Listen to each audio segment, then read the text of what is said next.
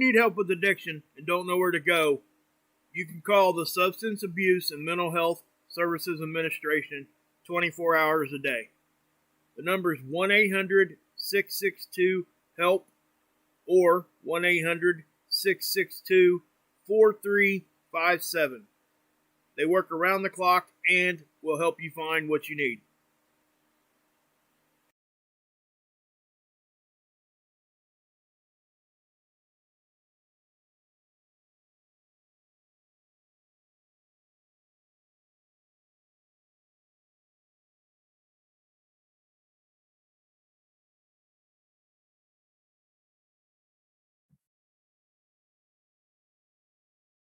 Hey, everybody. Captain Tommy Scoville, and you are on the lifeboat. People, let me start off by saying that I'm coming in a few minutes late. This was not my fault. This was not Mark's fault. This was the fault of technology. And as we lamented a little bit earlier, you know, the conveniences of technology very often seem to go left whenever you really want to count on them. But the good news is you'll notice I am on the boat. So it was worth the wait. Had to get out of my office and get back to where I belong. People, this is going to be fun for me tonight because I think it's probably one of the most important live feeds that I'll ever do. And you'll get tired of hearing me say that because so oftentimes I feel as if this will be the most important live feed that I ever do. But if you've watched the lifeboat for any length of time whatsoever, you will notice that at the end of each and every video, before I give you the salute, I ask everybody to go out there and do one thing. And that one thing is to reach out and try to save somebody. What we're experiencing in this country, it's not getting better, people. It's getting worse. You remember when we started talking, I talked about 190 people a day. Well, when the numbers got put back out for the most recent calendar year, we were better than 263. And I promise you, people, those aren't real. The number of people, especially, you know, if you've ever been in the life, the number of heroin addicts that end up in dumpsters or end up in places that people don't see them, because once somebody ODs, crazy things happen. You know, the people around them tend to get very, very panicky. And I promise you those statistics are not even close. It also does not take into account the number of people on a day-to-day basis who die from alcohol, either withdrawal, overdose, or any of the other things that alcohol can do, accidents, you know, you name it. But the importance of trying to reach out and save somebody has never been stronger in this country. Right now in America, you're more likely to die of a drug overdose than you are to die in a car wreck. Right now in America, the second leading cause of death for people under the age of 55 is drugs. That's terrifying, and that's where we live. We all know the mission of what we're doing here. It's not something that we hide. It's not something that I don't talk about at least twice a day. But I don't know that we've ever had a chance to talk about what it means to try to save somebody. People, a lot of us on this boat are drug addicts, recovering, in the process of recovering, just starting. Some of us on this boat might not have taken the first step yet, but they're here for a reason, right? All of you are here because you believe in the cause. But the challenge in approaching somebody who is in the life and trying to talk to them about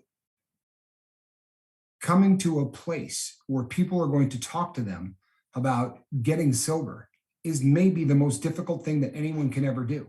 And there are some really serious reasons for that. If you remember being in the life, people, the most frightening thing when you are a practicing addict, when you're living in the life, there is nothing more frightening than what? The concept of somebody stopping you from doing what you need to do. If you're a heroin addict, the prospect of going a day without heroin literally terrifies you. It is the only thing in life that scares you, is not being able to get that next fix. And when someone says to you, hey, I think you need help, that's not what the addict hears. The addict hears, you're going to get sick, or you're going to do without your dope, or you're going to have to change. You're going to lose that best friend. You're going to lose the crutch that has been keeping you in your mind alive for however length a period of time that you have been using. So to get past that, people, is a very, very difficult thing to do. And today I want to talk to you about how you go about doing that. We all know somebody who probably needs very badly to come on board the lifeboat. We all know somebody who's in the life and that lifestyle is killing them, literally and figuratively killing them. So how do you approach somebody with this? People, the first thing that you have to remember is this. Just as we said, their biggest fear. If you keep in mind what that biggest fear is, then approaching these people becomes a little bit easier, right? If you were come up to the addict, and I'll tell you what, the first person I saw on this live stream when I looked down there was Hunter Haas. So we're going to use Hunter's name. Everybody knows Hunter, and I love him, and he won't be upset with this. So if I were to go approach Hunter, I would say to him, Hunter, listen, I'm concerned about you. I think that you've reached the stage that this stuff's taking control of you. Now, listen, before you get all upset and start arching your back or whatever, I'm not telling you that I want you to quit this stuff. I'm really not. What I'm telling you is I think you need to take a look at your lifestyle. I think that you need to evaluate where you're at. And there's a place that I want you to check out. You can do it from your living room. And for all I care, Hunter, you can do it with a bong in your hand, or you could do it with a spoon on the table. What I want you to do is just listen to what's going on over there. And I want you to take a look at what these people are doing, because I promise you, this isn't something you've seen before. You can show up there and talk about what's going on in your life, and you can do it high. And nobody is going to look down their nose at you. Nobody's going to tell you how bad you're doing or anything else.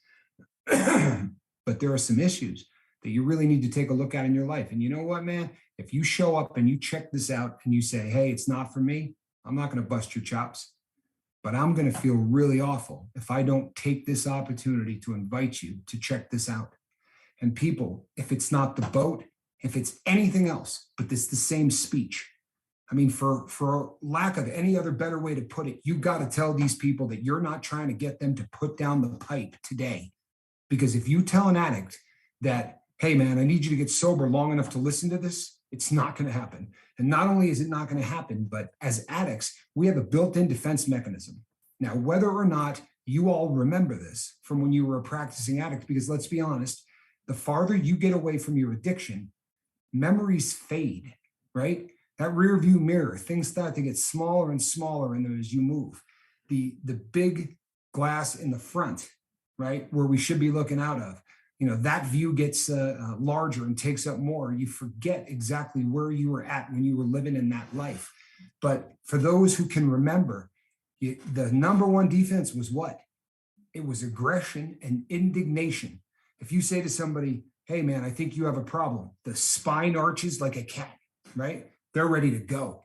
Hey, man, you have a problem. What do you mean I have a problem? If the addict knows that if they get indignant, if they raise their voice a little bit, if they make the situation uncomfortable, then the person who is approaching them tends to go, hey, calm down, relax, man. All I'm trying to say is, and you stop on your position. It is the first line of defense for everybody in the life. The addict will raise their voice, they will arch their back, and they will get upset with you. Now, the way you stop that from happening is say to them, hey, look, I know you're getting high. I don't want to bum you out, but the whole world knows you're getting high. Everybody you know is talking about the fact that you need help. Now, you can go and start checking this out someplace where I invite you, or you can start having these people scream at you to put down the pipe and come talk to them.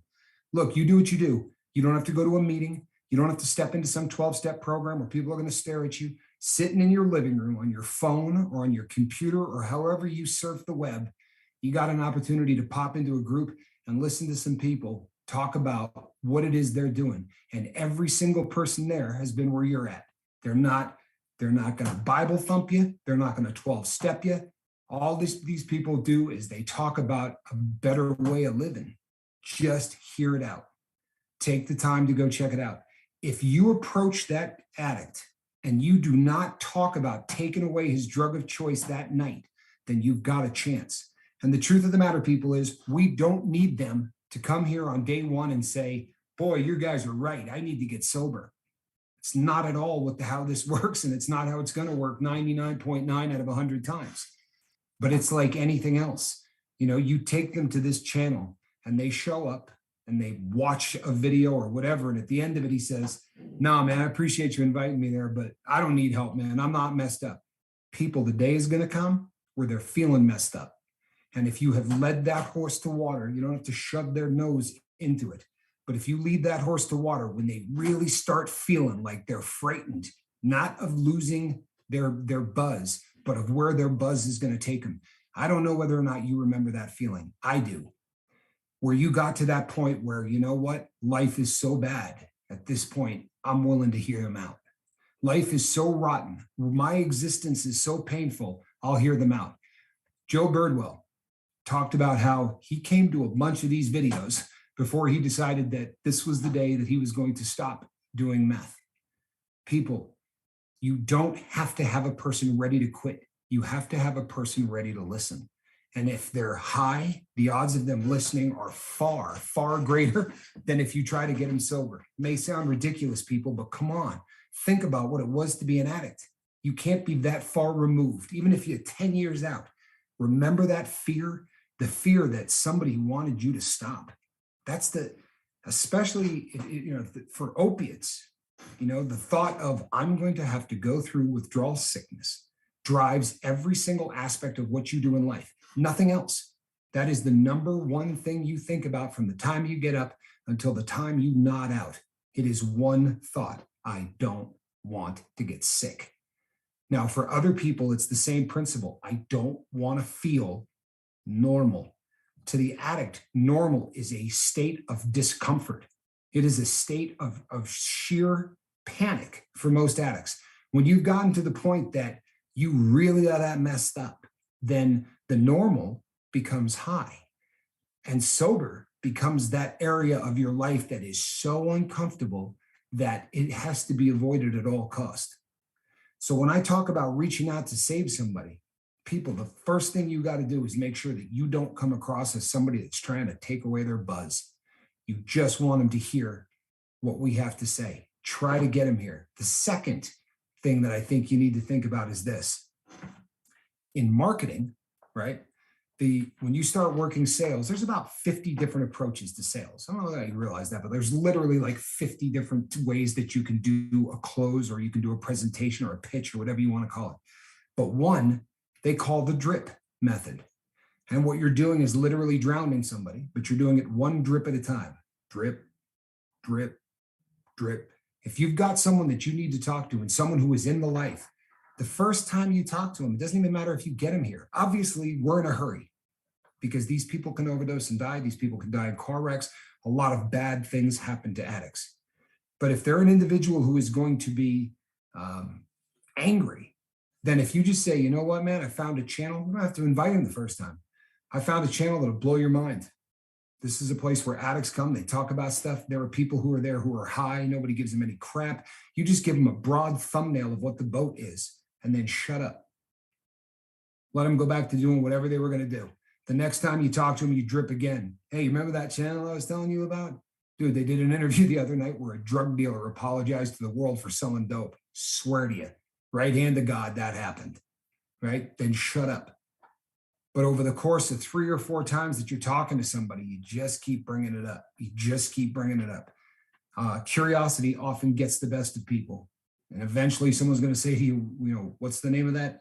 And if you can get somebody here, people, I'm not saying that we walk on water, and I'm not saying that I wave a magic wand and everybody who shows up decides they want to get sober. But if you start that process, it's like giving somebody a business card with an 800 number on it, right? Eventually, if the need comes up, they're going to go, where the hell did I put that card? It's the exact same principle if you invite people to the lifeboat or any other place, right? We're talking about the lifeboat because this is who we are. This is what we do. But the fact is, if there's someone else watching this that doesn't dig my approach, then fine. But don't sit by on the sidelines. Take this from someone with experience. When someone that you love overdoses and dies, when one of your friends winds up dead, you're going to go through a period where you say, why didn't I do something? Why didn't I try to help this person? And I'll tell you something, I spent enough time messed up that by the time I got sober, I had to do that with dozens of people. I'm not exaggerating. All of those emotions came at once. Dozens of people that we buried that I never made a freaking effort to try to help because I wasn't in a place. What do we say? Put the mask on yourself before you try to put it on someone else. Well, I didn't have a mask on. In fact, I'd have punched you in the face if you tried to bring the mask near me. But nobody ever tried the approach that I'm talking about. Every person who ever tried to reach out and get me sober, the first thing they wanted to do was make sure that I got that drug out of my hands. And I promise you, people, doors went boom. The second they said, look, you need to get sober, I didn't hear anything else they said. Not a word. This person wanted to take away my best friend. This person wanted to take away the only thing on the planet that kept me from getting sick. Now I realize how jacked up a concept that is. As a opiate addict, when you really begin to view the drug as something that keeps you from getting sick, you stop believing, you stop understanding that the only thing making you sick in the world is the fact that you're doing this dope, right? But that goes away and you start believing that sickness is just a part of your life. But thank God you got the cure, right? Thank God there's this magic stuff out there that you can put in a spoon and cook that will allow you to feel right for 8 hours at a time at a cost of about $30, right? This is the absolute ridiculous lifestyle that people are out there living, and it's killing people at an alarming rate. So when I start saying things like, hey, between now and the next time we get here, try and save somebody, drip on them, invite them to the boat, do whatever you do. The phrase, I care, if it is not meshed in with you need to quit, I swear to you, people, get that out of your vocabulary. If you just say to somebody, hey, man, you really need to quit what you're doing, they are not hearing a word you say.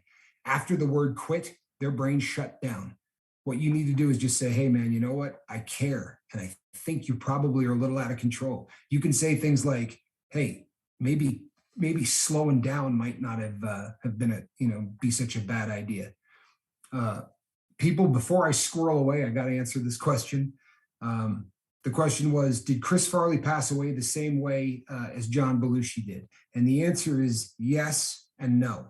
John Belushi died at the Hotel Marmont in California doing a speedball. He was in there with a woman that he was dating, and the two of them were mixing cocaine and heroin. And apparently after doing the shot, she left the room. And when she came back, he was blue and she had no idea what remedies to take to try to save Mr. Belushi. Chris Farley had a absolute barrage of drugs in his system. Heroin, a lot of it. There was also coke in his system. He had, supposedly had done some ecstasy, some GHB. He was taking uppers, downers, sidewaysers, like he had, Chris was going at it. And, I'm one of the reasons that I was willing to pull the squirrel routine, because I am trying to stay focused. But the reason that I was willing to do this is I have seen interviews where 3 or 4 different people from the cast of Saturday Night Live said, I should have stepped in and done something because we all knew the direction he was going in. I should have done something, right? I should have done. People, that is something that will absolutely live with you for the rest of your life. If you let somebody that you care about pass away without making that effort, look, we can't save everybody. It's just a stone cold fact, right? If you've been on this boat long enough, you know that I buried my friend number 5. And there was nothing, that was one that wasn't going to get saved.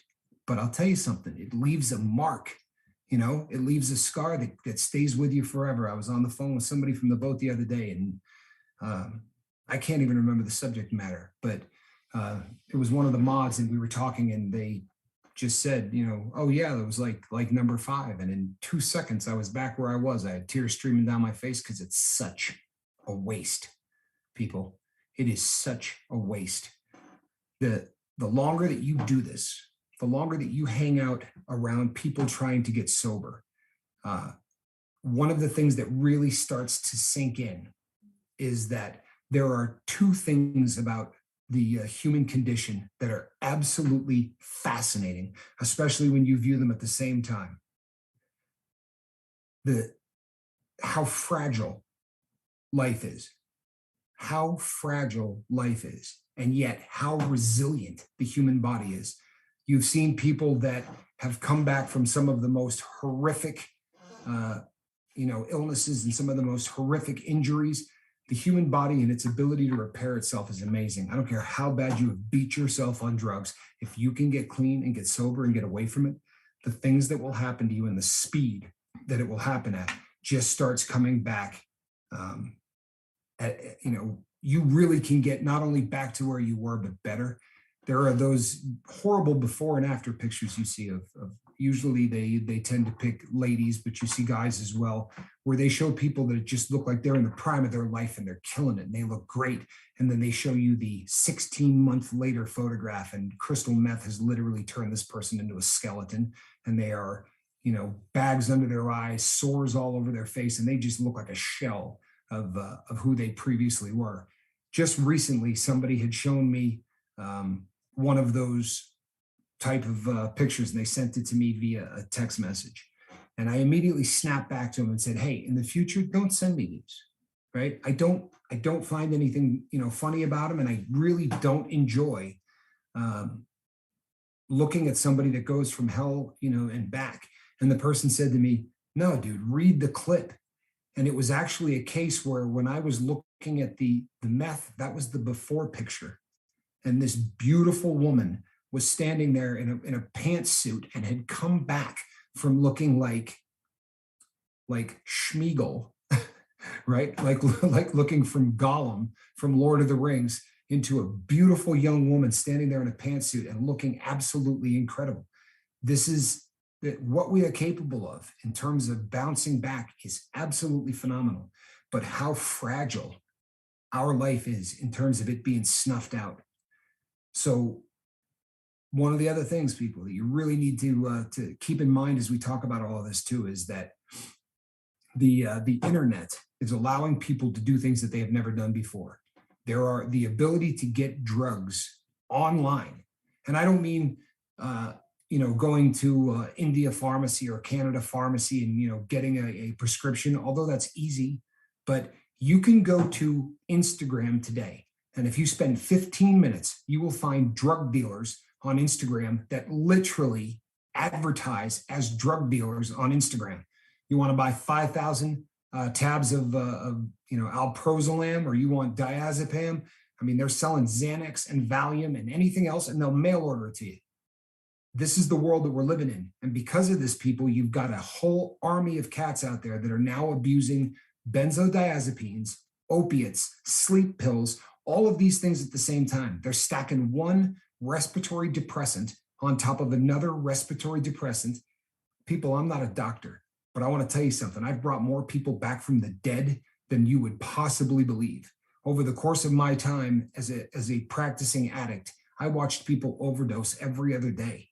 And I can't tell you the number of times that I thought, if I wasn't in this room, because the majority of people ran out the door as I started trying to smack this person around and get him to breathe again. Right now in this country, we have wild access to all kinds of drugs and no education whatsoever.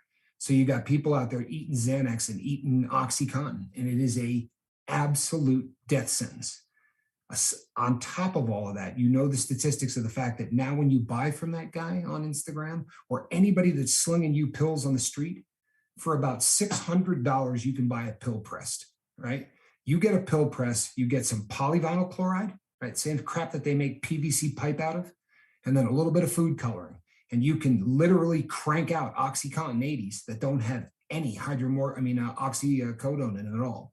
What they're doing is taking itty bitty amounts of fentanyl and they're putting them together. Prince, Purple Rain, right? He died of a fentanyl overdose. He didn't know he was taking fentanyl. The guy bought Percodan and died of a fentanyl overdose. So when I say reach out and try to save somebody, people, this is now. This is real in a way that has never been real in our country before. So you really need to start thinking about who in my life is in the life. Who in my sphere of influence is still out there, air quotes, folks, air quotes, partying, right? I think we went over this. I'm using that term because it is de rigueur. I'm using that term because people do as a way to describe drug abuse. It's not partying. What we're doing here today is partying, people. It really is. What we're doing here today is living the best life. And if living your best life isn't partying, I'm not sure I get the whole partying concept. But today, right now, as we speak, people within our sphere of influence are swallowing pills. People within our sphere of influence are shooting dope. And we all know that person. I mean, I'm not trying to throw a huge wet towel on top of everything. Boy, there's nothing worse than some guy that talks to you about, people dying and overdosing. But you know what? If not now, who, when? And if not me, who? You really have to get the attitude. If you're going to make a dent, if you're going to fight this war on drugs, and I'll tell you people, if we don't all take a stand in it, it's going to end up killing tons of people we care about. But you have to have the attitude that if it's going to be, it's up to me, because no one else is going to do it. We went over society and what society does and how society views the drug addict. We did it last night. And the feedback that we got from that, it was one of our better live feeds. And there were so many comments and so many people that talked about how, that's just the truth. You've got all of these people in the world that look down their snouts and they really believe, as sick as this is, that if an addict overdoses, hey, he got me, he made that choice. He got what he got coming. It's bizarre, is it not? In my home state, they just passed a law where you can now go down to any of these places that do needle exchanges. You can even go into pharmacies, and they will give you a test strip for fentanyl, so that as you buy your heroin, you can actually take a small amount of it, get it wet, hit the litmus paper on it to see if it contains fentanyl, because so many addicts are dying from it that the government has finally thrown their hands up and said, look, man, we got to give this stuff out. Same thing with Narcan. You realize, people, that when I was an addict, you couldn't get Narcan. It was a felony to possess a drug that could save people. Genius, right? A drug that doesn't get you high. It was a felony to possess it. You think they care about the addict? Explain the fentanyl law. If they gave a rat's care about the addict, explain to me how it is that for the longest time, it was against the law to possess Narcan, naloxone. You couldn't have it. This is a true story, people. When I was still in the life, I went into a CVS. And the reason I'm telling you this is because if you got a choice of drugstores that you can go to CVS. I walked in there and said to the people, I need a box of insulin syringes, 100, with the short needle or the mid-length needle, and 33 gauge did the whole routine. And the pharmacist came up and put the box on the table, and I paid him, and I went to walk away, and he goes, hold 1 second. So I stood there, and he came up and put a bottle of Narcan on the counter. And I looked at it and looked back at him, and then I looked back down at it, and I picked it up and I read the back of it, and I go, what is this? He goes, it's Narcan. Have you ever read the back of one of those? I said, no. He goes, well, read it. You understand the concept? I said, yeah, I've seen it used. I'm like, what is this? He goes, well, I can't give that to you because that would be illegal. I was like, okay. So he turned around and walked to the back of the store and left me standing there. And the genius that I am, like 15 minutes later, I'm standing there with this bottle of Narcan in front of me going, the hell is this guy doing? He walked back up and said, look, let me try this one more time. I'm going to turn around and walk back to my office. It would be awful if when I came back, that had disappeared with the guy whose face I can't remember. I was like, have a good day. But he had to break the law to put something in the hands of a practicing addict that could save people's lives. And I used that bottle of Narcan. That bottle of Narcan got used. So you think society cares, people? They don't. I don't mean people within society, right? There's a big difference. I hope you understand that. You people are within society, but I'm talking about the organism that is society, the one that moves in unison. Doesn't mean that everybody in there believes something, but it means that the government and everything that has to do with it passes laws, whatnot. People bring up anybody who does drugs and watch how fast it is before somebody says, lock them up and throw away the key. Lock them up and throw away the key because they can't say no to a substance. It's logical, isn't it? So as we start talking about saving people, you can leave them out there in the world to that society that we're talking about, to the one that didn't give a rat's care enough to allow Narcan to be legal until a couple of years ago, or had to pass a law so that you could possess a fentanyl strip. Once again, it's a brand new law. The hell are you going to do with a fentanyl strip other than save somebody's life? Right? But there had to be a law passed that you could possess it. Okay. That's who we're leaving all of our loved ones and all of our people in the life, all of our people partying tonight. We're leaving them to that society, not me, not me. If I got to step outside of my comfort zone to talk to somebody about this, I'm going to do it. I'm going to do it. And if they die, it's going to suck, but it isn't going to be on my hands, right? That blood will not be on my hands because I am going to do everything within my power to save every single addict that I come in contact with from now until the day that I die or the day that society gets it together enough that they do it for us. But if that happens, people, it's going to be this boat that leads the flotilla. Don't kid yourself because there's just not another place like this out there. And I'm not bragging about me. I'm bragging about you. By the way, if you saw this morning's video, we did a video this morning called We're Winning. Make no mistake about it, people. We're winning, right? One addict at a time. We're getting the job done. We really are. And we're doing it with love. We're doing it with respect and class. We're doing this in the way that it's supposed to be done. But I said, I don't like doing the metric thing. I really don't. Staring at all of those analytics can drive you nuts. However, as I said, if you have a day where 35 or 40 people jump on board, it's a difficult thing not to notice.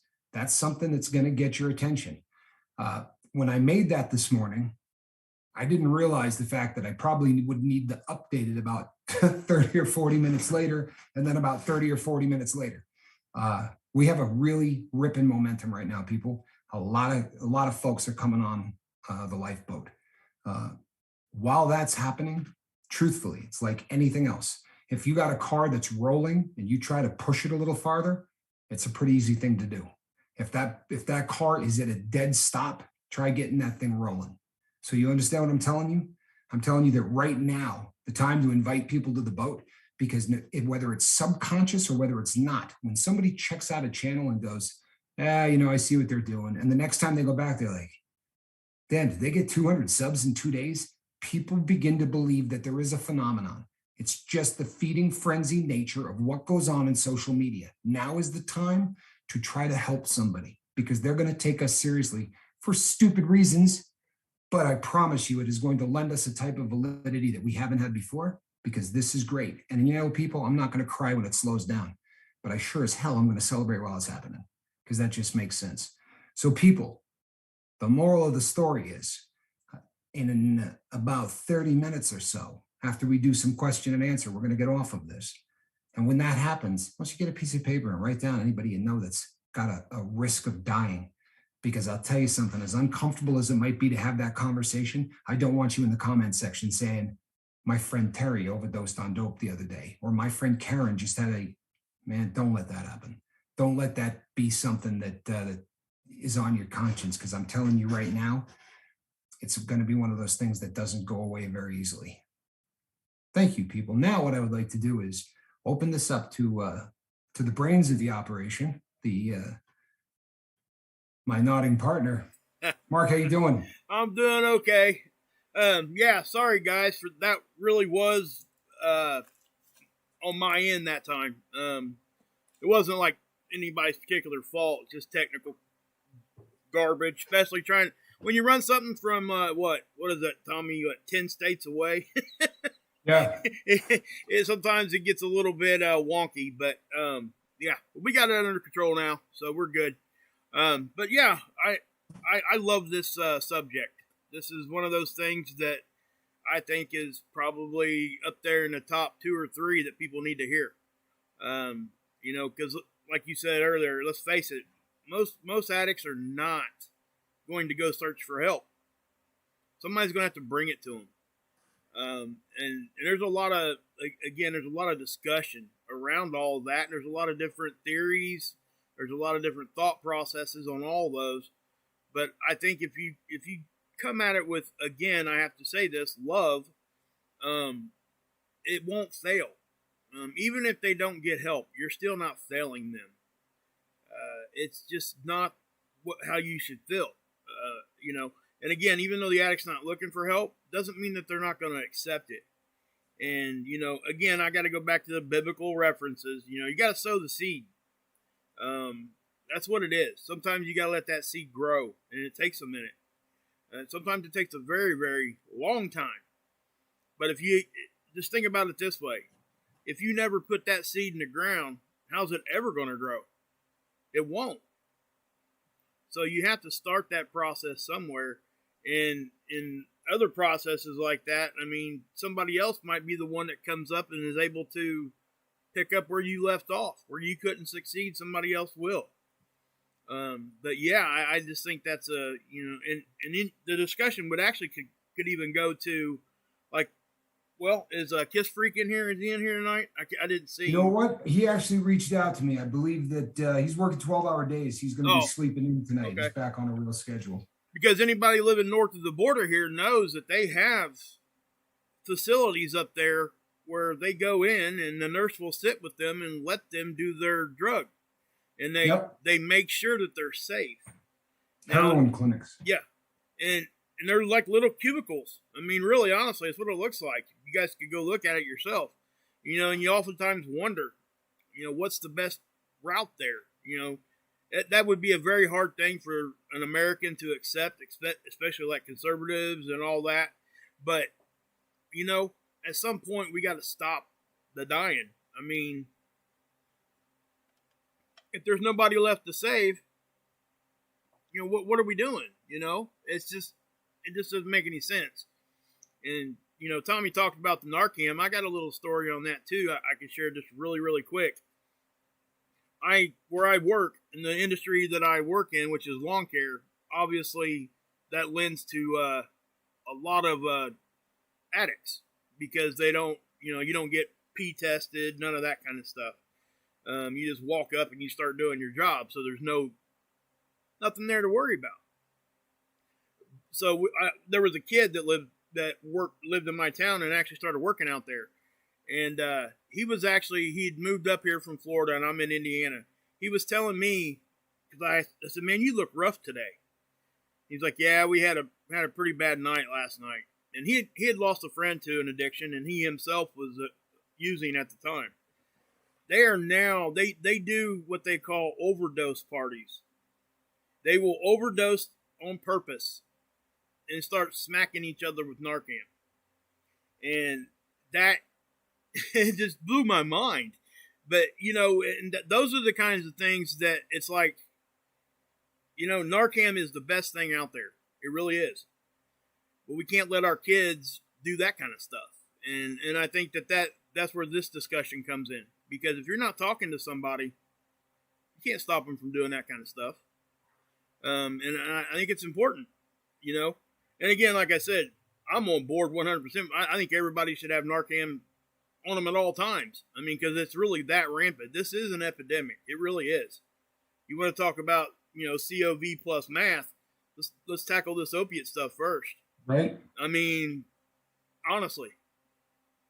I'm glad you brought that up because even if the numbers were 5 times more in the opiates' favor, we're throwaways. It shows you how society views us. Because if, just 263 people a day, not important people. No, these are addicts, right? I love the illustration of the airplane. If an airplane crashed with 263 people on it every single day, they would shut down freaking air travel for the entire country. But because the 263 people who are dying every day are, in their words, addicts, they don't care. Yeah, and that is, and actually about the, we had this was it yesterday when we talked about stigma, and in judgment, It goes right back to that. It really does, because there is a huge stigma around this whole thing. And I shared the story about what my mom had said to me and stuff like that. That was, I'm telling you guys, and I do have to say, because of people like Tommy and myself and you guys here, that stigma is starting to soften. Okay, it is. But it's still there. Very evidently still there. But that, again, that goes back to what we're doing here. This is why this is important, because again, it might not be Tommy or me that helps save somebody or even whoever's listening to me. But if you start that seed to grow, somebody else behind you might come and pick it up and help, And we don't want that seed, like, the parable. We don't want it to fall on rocks and start to grow and then just get ripped up later. We want to nurture that a little bit. And we want to, be there. And how can you do that if you're full of a bunch of hate and judgment? You can't. It's that simple. And I look at people like, if that was my mom, if that was my wife, if that was my kids, would I say the same thing that I'm thinking? Most people would say no. They wouldn't say that about their own family. So just remember, every addict out there is most certainly somebody's dad, mom, daughter, kids, whatever you want to say. Somebody out there cares about that person. So, it's up to us to do the same for everybody. No question. Saigon Cinnamon just left a great message. He said the government views fentanyl as just a way to control the population. And if we're going to take care of each other, we got to take care of our own. And that is absolutely the truth. And two other things just quickly. I saw they were talking about Narcan as an IV. It's these days they basically they muscle Narcan. When they give it to you now and hand it out at a clinic or anywhere else, they'll tell you to rotate left cheek, right shoulder, left shoulder. So up to 4 shots, depending on whether or not it'll bring anybody back. One of the other options is they make a nasal spray that is becoming very popular because it doesn't require a needle and it's easier to carry. And people, worst case scenario, a strip of Suboxone under the tongue will do the exact same thing. Oftentimes it would require more than a strip, might require 2, but because there is Narcan directly in Suboxone, they will tell you that it can be used to bring people back as well. And I only say that in case we've got people who are, who are currently out there in the life, because this is, this is life or death stuff. It really is. It's sad that this is where we're at, but this is where we're at. Yeah, and it is, and it might even be beneficial in the future if we do a show just talking about, the names of certain drugs, that, and we talked about that a little bit before, but I'm talking like, because people don't know. You hear Suboxone, the in that is naloxone. That's right. That is Narcan. Naloxone is Narcan, and most people aren't going to know that unless you research it. And that's where Tommy's knowledge comes in. It's where I've been around enough to know those kinds of things, and that's, we don't expect everybody to know all that, and that's why we're doing what we're doing. And we're going to try to change it, like Tommy says, one addict at a time, and not only just the addict. You got to change the loved one around that addict, because they're going to have certain feelings. You can't help how you feel. You can't, but you can definitely help how you react and how you act after you feel that. That's the difference. I mean, again, you can't, when somebody makes you mad, how do you know it makes you mad? You don't typically. It usually just hits you right in the face. Like, man, that made me, you start reacting real quick. And again, you can't help that, but the reaction afterwards is what you can help. And there's so much that Tommy's been through and what I've been through, and a lot of people here, we've just been around this so long that, man, I can spot somebody that's using 5 miles away. I mean, honestly, nobody has to say anything. And I won't even say it anymore. I used to point it out to my wife and my kids and stuff. Finally, I just get to the point where, yeah, and you want to go up and talk to them, but obviously there's no way you could do that and with any kind of success. I mean, you really have to have a personal connection with somebody, and that's what we're doing here. We're building that personal connection, and that's why that's so important. And that's why guys, that's why the chat, and that's why the comment section, that's why it's doing what it's doing. We are connecting, and that is the biggest part of this. If we can't connect, we can't help. And and that's what we're doing. And like Tommy said, we're winning. We're not gonna drink the haterade. Ain't happening. It is not happening. That's not what we do here. Throw all the darts and bullets and whatever else you want. It doesn't matter. It's just not gonna. It won't matter. We got that shield. You know what that shield's called? It's called love, understanding, all that, non-judgmental, all those. We should make a shirt with stripes on it, like that says that, but it is what it is, guys. But just And reach out to people. Don't be it's afraid. the reason and it really is the reason you can reach out to people. Take this from someone who's had attempted interventions, someone who's been through, I mean, every way you could try to get a person sober. I never had anything remotely like what we put here. What Mark and I have got set up here, the first time we ever spoke, the reason that we gelled the way we did is because there wasn't anything like this.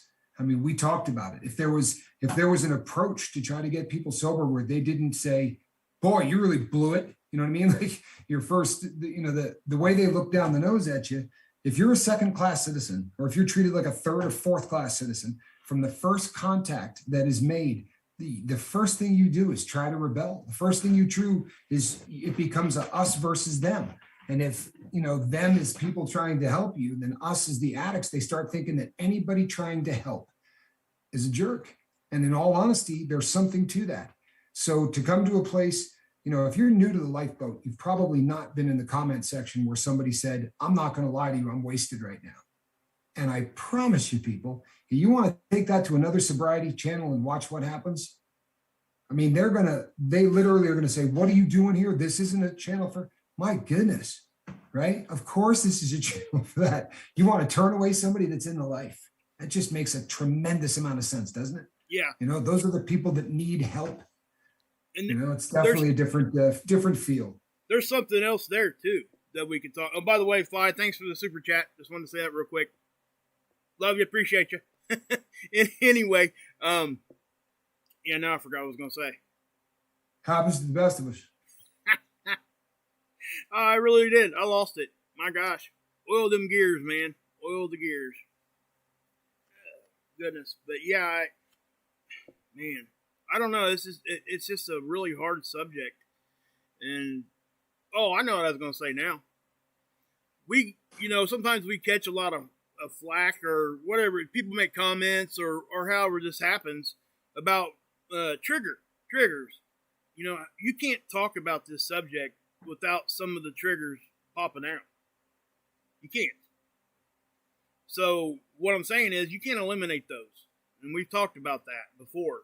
You can, if you're living your life, yes, you can try to steer away from it. But here on the boat, and anytime you talk about this with somebody, just the very mention of any of that is a trigger for most people. And it will get easier. But, I don't want people to think that they can't. I don't want somebody seeing a comment or a chat or whatever and thinking that they can't now talk about that because it was a trigger word for somebody. That's not how it works. No. That's not how it works at all, guys. There's a great comment, Mark. Tell me, Full of Hope wrote, it was the greatest day when I stopped believing that I was as disgusting as my family told me I was. Wow. Boy, oh boy, man. If this doesn't, you know what? Thanks for having the guts to put that up there, because that has to be painful to write. But you know what, man? This is why there's a boat, right? For real. Because almost everybody has a story like that, whether or not it's family or friends or people in authority or whatever the case may be. There is nobody in this boat that hasn't been treated like a leper because of the fact that they became an addict. And you're in a very safe place right now, my friend. Yes. You're in a very safe place. And I hope you realize, honestly, stop believing that you're as disgusting. Start believing that you're a great human being, a fantastic creation, no different than anybody, in government or in office or in any place else. Man, the difference between the addict and the non-addict is a chemical. There's nothing else that's a difference. There really isn't. The decisions that person makes doesn't make them a bad person. It makes them an addict. It just means that their lives and their decisions had all been managed basically by a chemical that had caused 2 or 3 parts of the brain to jump the track. But in the real world, outside of areas like this, outside of places that are safe havens where you can come and know that you are with people who are all in the same boat, they don't get it. And this is going to sound crazy, but you know what? You got to forgive them because it's ignorance. And anytime somebody messes up because they're just ignorant of the subject matter, they're not worth hating. I know that probably sounds trait, but I've been there. Everybody's been there. If you were on last night's feed, I talked about the detective that I went in and talked to. And man, this dude treated me. I was treated better in my cell in prison by the people that were guarding me than I was by a guy who was supposed to be taking a report about the fact that somebody had stolen my identity. And here's the thing. I wasn't going in and saying, hey, there might be this person out there that might have done. People, I had computer metrics, right? That from the person that stole my identity used a computer that basically I had access to after the fact. I went in and said, so-and-so stole my identity on this day, did it from this address, picked up the money. I mean, all of it. And the first question was, so do you think you know this person? Or like, boy, you didn't tune me out, did you? Oh my goodness. Wow. Yeah. You know, didn't tune me out. But yeah. You're in a safe place. Yes. Full of hope. I'm really glad that you put that up there. I really am. And you know what, guys? That's a testament to everybody that's here in the chat, honestly. Because Full of Hope felt safe enough to say that. Amen. That is, we call it a boat, but it's really just a shell for our family. And it's that's what it is. This is the boat is, we could call it the houseboat. We're all living in the same, I mean, it's family, and that's really how it works. You'll hear that a lot around people just saying that, but to actually see it in action and to actually practice that is a totally different thing. And that's, and also, don't mistake the word ignorance for stupid or dumb. Okay. Cause that's where people's minds go. I just wanted to clarify that because I seen a comment go through, asking about that, but it is definitely not anything. Ignorance is nothing more than not having knowledge of something. That's all that is.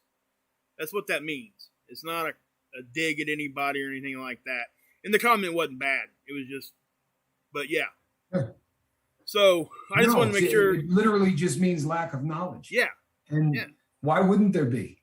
You know what I mean? The society on, at large, there's nowhere that anybody talks about this stuff. It's taboo. I don't know how many times I've used the example, but when people say, hey, I'm celebrating 2 years sober. You're telling your uncle, or your aunt, or whoever, I'm 2 years sober. They say, yeah, congratulations. Listen, don't mention that when Graham comes over here. We don't want to, instantly you feel like, so I'm worthy of shame. Yeah, that's really what it boils down to, right? It should be the opposite. They should be exactly. You needed a place day one, Mark, when the two of us talked, and you said, I kind of like the direction the boat's going, and I said, look, I just want a place where people can come and talk about their problems and that they can own their past and they can celebrate their victories, because there's no place to do that. And then we talked for about 4.5 hours. Yes, but we did. Yeah, I think until everybody involved was yelling at us to get off the phone. Yeah, but, pretty much. Yeah, we've got something going here, people, and it's because of you all. Yep. I mean, Mark just hammered it. He hit it so on the head. The testament to how well this is going is that Full of Hope had no problem writing that in the comment section. Or Alan Ballantyne, who's been here, from Jump Street and is such an integral part of this crew, just said, hey, you know what? Somebody at work talked about doing drugs for 24 hours. And, it really made me, think about meth and, sort of go back to that in my head. You say that other places and people are going to crap on you for it. You got to be tougher than that. All of that stupidity. Truth of the matter is that's normal, Alan. And it's absolutely warms my heart that you come here and talk about it, right? That's the dream of this. When you say that out loud, and I realize you're typing it, when you articulate that to a group of people that cares about you, you're 3/4 of the way done with the effect that it had on you. That's a fact, right? When you hold it inside of you, all of a sudden you start thinking, boy, I kind of feel guilty for even thinking that. Boy, I thought I was over this. Maybe I'm not over this. And the next thing you know, you start chasing your tail in a circle. The best thing you can do is come right here, among family and friends and say, hey, this is how I was feeling. You probably remember, if you've been on the boat long enough, I did a video called Boy, Do I Want to Get High Today.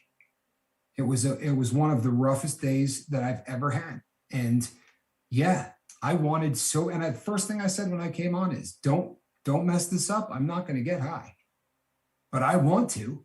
I want so badly to make this go away, but it really is.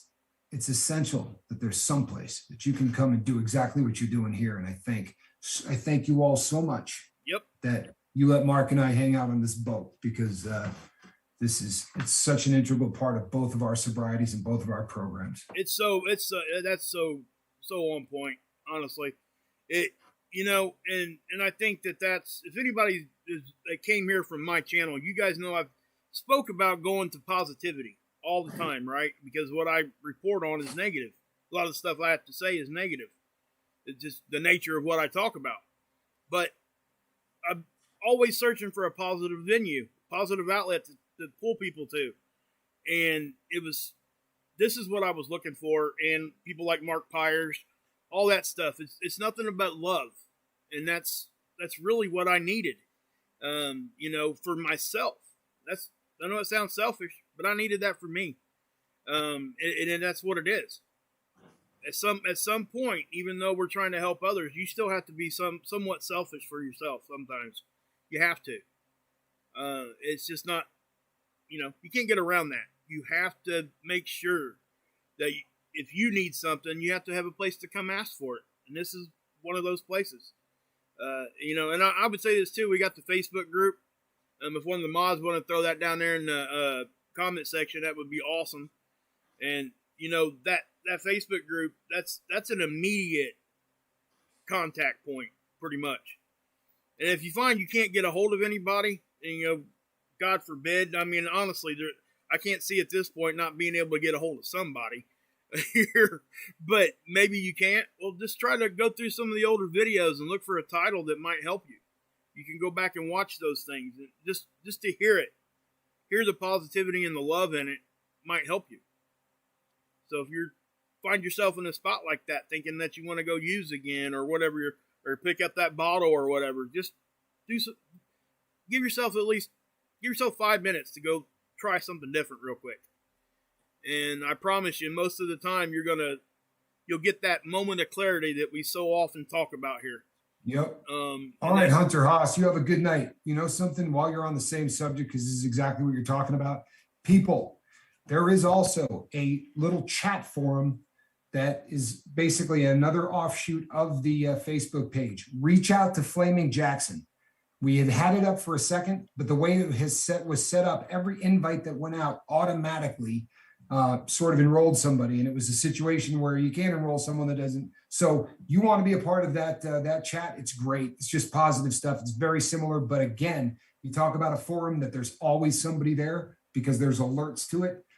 So reach out to Flamin' Jackson and he can get you enrolled in that. And there's already some really great people in it, and I'd recommend that as well. Sorry, but I would have squirreled that. No, you got that. I was pretty much done with what I was saying anyway. I mean, I just. Well, and we're also pretty much at that top of the hour. And if you didn't catch it on the last live feed, people, the reason we try to keep these to an hour is because obviously everybody here, we would all hang out with each other. Probably, in fact, we did a couple of 3-hour ones at one time, and people did hang out the whole time, which is awesome. But the problem becomes people that haven't seen it before. And if they pop up on this feed and go, ooh, an hour, and anytime you get over that 1 hour mark, they're not popping onto it. They're just simply not doing it. There's been a lot of research on this, and it's true, 100%. I've been doing YouTube for a long time, and it's 100. You see it. All you gotta do is go back and look at the videos. You'll see it. Very obvious. So, yeah, I mean, I love everything Full of Hope said tonight. I swear to you, just another great comment up there. Full of Hope, keep coming back. We need you. This boat absolutely needs you on it. It is a better boat with you here. Joanna, thank you. Hopefully Joanna did get her light. People, thank you so much for coming on the boat. Thank you for being just as solid as you are, and for letting Mark and I sit in all of the cool seats.